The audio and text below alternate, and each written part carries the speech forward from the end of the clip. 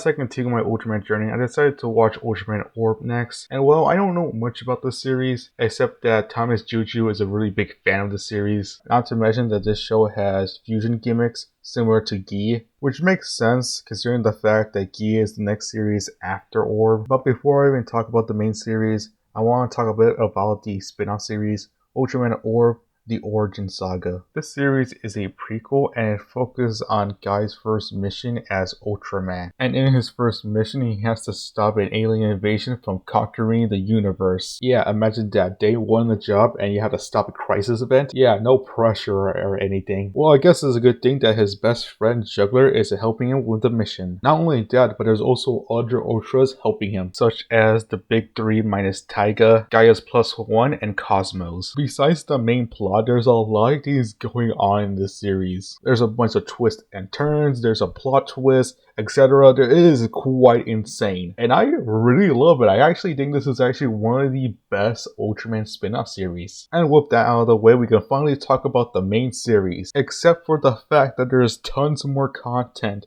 before the show even begins. Yeah, for some reason, they decided to make the show, the main show by the way, Part 6 out of 10. For the sake of my sanity, I'm only going to be talking about the show now and not the other arcs in the series.